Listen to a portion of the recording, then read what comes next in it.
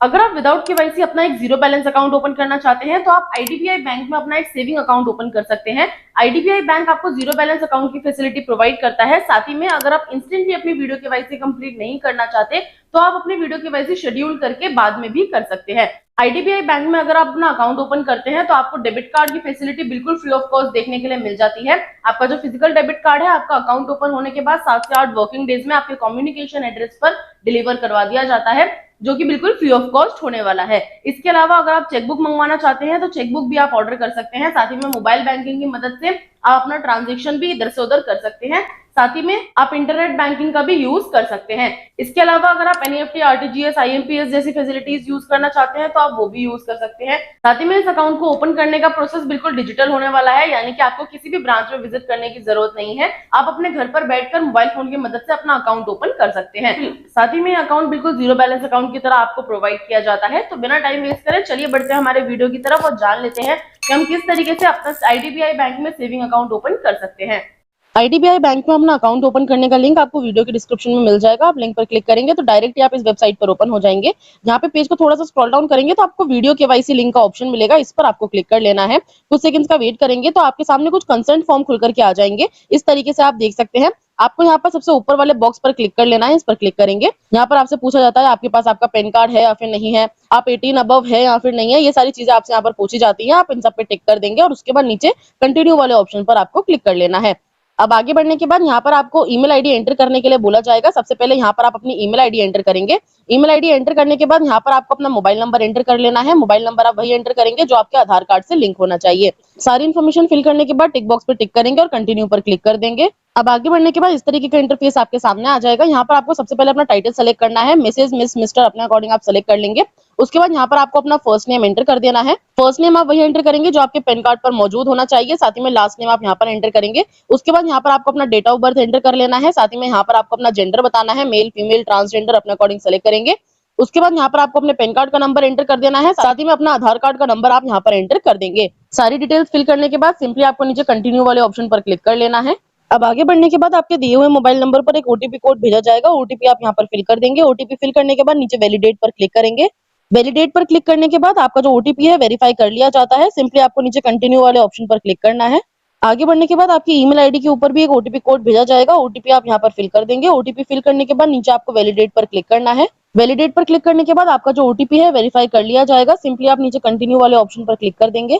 अब आगे बढ़ने के बाद आपको बताया जाता है कि वीडियो केवाईसी कंप्लीट करने के लिए आपको किन-किन चीजों की जरूरत पड़ेगी, जैसे कि आपका इंटरनेट कनेक्शन अच्छा होना चाहिए। साथ ही में आपके पास आपका ओरिजिनल आधार कार्ड, पैन कार्ड मौजूद होना चाहिए। इसके अलावा व्हाइट कलर की एक ब्लैंक शीट आपके पास होनी चाहिए। साथ ही में ब्लू या फिर ब्लैक कलर का पेन होना चाहिए। सिंपली आपको नीचे कंटिन्यू वाले ऑप्शन पर क्लिक करना है। अब आगे बढ़ने के बाद आपको अपनी कुछ डिटेल्स देखने के लिए मिल जाएंगी। अगर ये सारी डिटेल्स सही हैं तो सिंपली आप कंटिन्यू वाले ऑप्शन पर क्लिक करेंगे। उसके बाद यहाँ पर आपको अपने आधार कार्ड का नंबर एंटर कर देना है। आधार कार्ड नंबर यहाँ पर एंटर करने के बाद आपको वैलिडेट आधार का ऑप्शन मिलेगा, इस पर आप क्लिक करेंगे। आधार कार्ड वेरीफाई होने के बाद आपको नीचे कंटिन्यू का ऑप्शन देखने के लिए मिल जाएगा, इस पर आप क्लिक कर देंगे। अब आगे बढ़ने के बाद आपके आधार कार्ड से लिंक मोबाइल नंबर पर एक ओटीपी कोड भेजा जाएगा। ओटीपी आप यहाँ पर फिल करेंगे। ओटीपी फिल करने के बाद वैलिडेट पर क्लिक करेंगे। आपका ओटीपी कोड यहाँ पर वेरीफाई कर लिया जाएगा। उसके बाद नीचे आपको कुछ टर्म्स एंड कंडीशंस देखने के लिए मिल जाएंगी। अगर आप अपने इस अकाउंट में गवर्नमेंट की साइड से जो सब्सिडीज मिलती हैं वो लेना चाहते हैं तो इस टिक बॉक्स पे टिक कर देंगे। अदरवाइज आपको इस वाले टिक बॉक्स पे टिक कर देना है।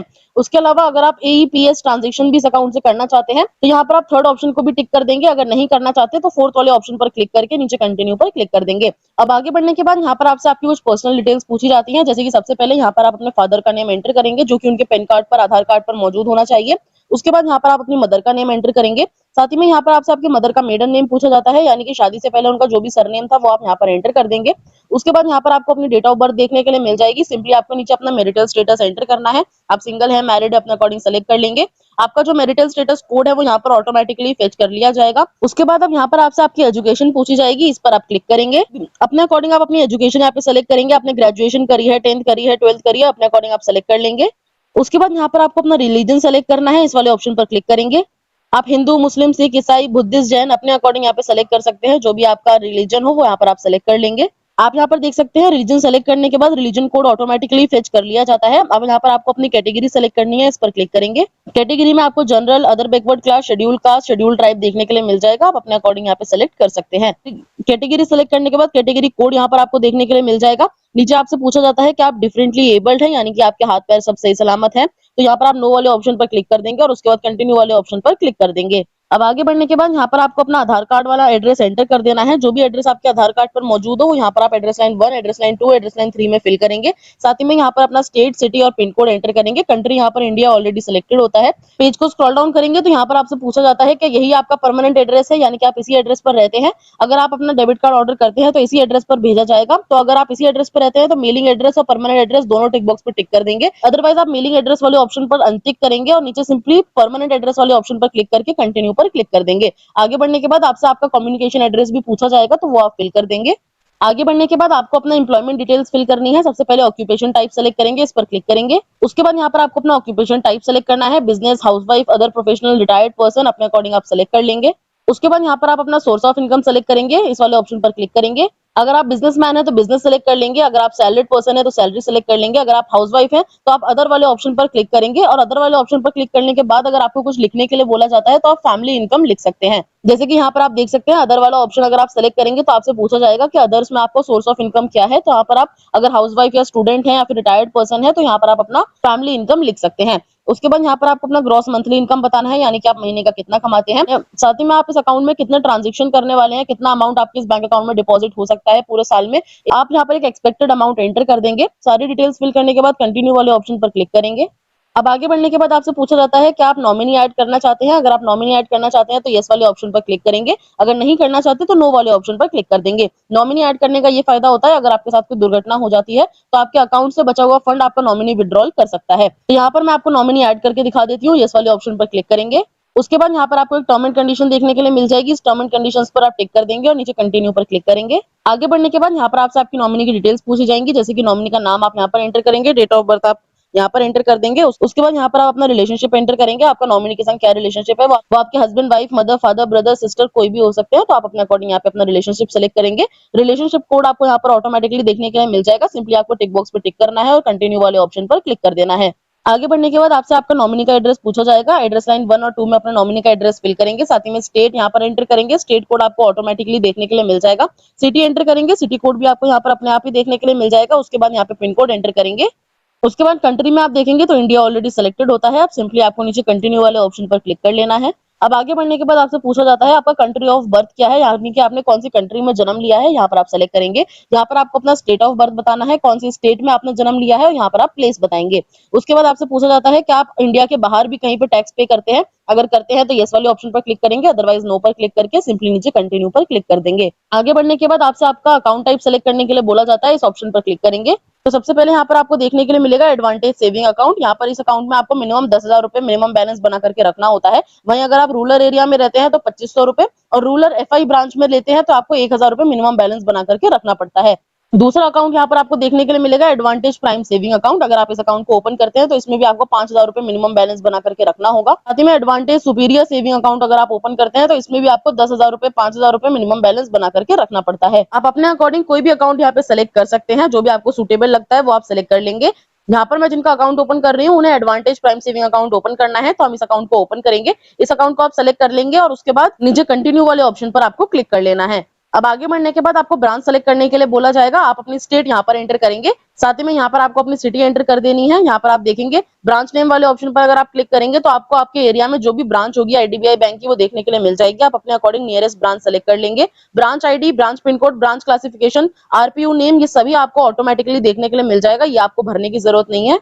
पेज को स्क्रॉल डाउन करेंगे तो ब्रांच की ईमेल आईडी भी यहाँ पर आपको देखने के लिए मिल जाएगी। लास्ट के ये 3 ऑप्शंस हैं, ये खाली रहते हैं, इसमें आपको छेड़छाड़ नहीं करनी है, सिंपली कंटिन्यू वाले ऑप्शन पर आपको क्लिक कर लेना है। आगे बढ़ने के बाद आपसे पूछा जाता है कि आपको अपनी अकाउंट स्टेटमेंट किस तरीके से चाहिए। अगर आप पासबुक पर प्रिंट करवाना चाहते हैं तो पासबुक वाला ऑप्शन सेलेक्ट कर सकते हैं। अगर आपको अपनी स्टेटमेंट ईमेल आईडी पर चाहिए तो स्टेटमेंट ऑन ईमेल वाले ऑप्शन को सेलेक्ट कर लेंगे।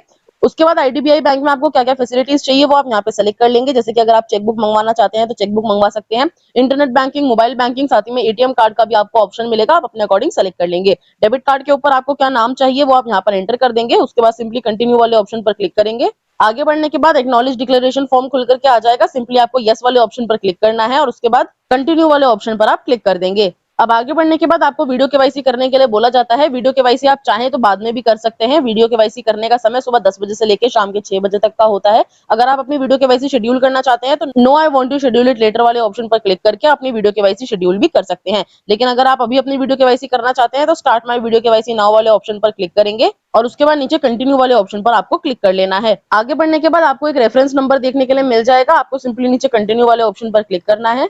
उसके बाद आपको एक इंपॉर्टेंट नोटिस देखने के लिए मिल जाएगा। यहाँ पर आपको बताया जाता है जैसे आपकी वीडियो केवाईसी स्टार्ट हो जाएगी, कोई भी कॉल या फिर किसी भी तरीके का इंटरप्शन नहीं होना चाहिए आपकी वीडियो कॉल के दौरान। आप यहाँ पे सिंपली यस वाले ऑप्शन पर क्लिक करेंगे और कंटिन्यू पर क्लिक कर देंगे। उसके बाद यहाँ पर कैमरा, माइक्रोफोन, लोकेशन की परमिशन चेक होती है। आपको कुछ सेकंड्स का वेट करना है। जैसे यहाँ पर सब में ग्रीन टिक हो जाएगा, आपको नीचे सिंपली कंटिन्यू वाले ऑप्शन पर क्लिक करना है। आगे बढ़ने के बाद अपने मोबाइल फोन की लोकेशन आप ऑन कर देंगे। आपको यहाँ पर allow while visiting the site का ऑप्शन देखने के लिए मिलेगा, इस पर आप क्लिक करेंगे। टर्न ऑन पर क्लिक करके अपने मोबाइल फोन की लोकेशन ऑन कर देंगे। उसके बाद आईडीबीआई बैंक के एक एजेंट के साथ आपकी वीडियो कॉल स्टार्ट हो जाएगी, जो कि आपका ओरिजिनल आधार कार्ड और ओरिजिनल पैन कार्ड चेक करेगा। साथ ही में व्हाइट कलर के पेपर के ऊपर आपसे सिग्नेचर करवा कर भी देखेगा। जैसे ही आपकी वीडियो केवाईसी कंप्लीट हो जाएगी, 7 से 8 वर्किंग डेज में आपके कम्युनिकेशन एड्रेस पर आपका डेबिट कार्ड डिलीवर करवा दिया जाता है। आई होप आज का वीडियो आपको इन्फॉर्मेटिव लगा हो। मैं मिलती हूँ अब आपसे नेक्स्ट वीडियो में नेक्स्ट टॉपिक के साथ। आज के लिए धन्यवाद।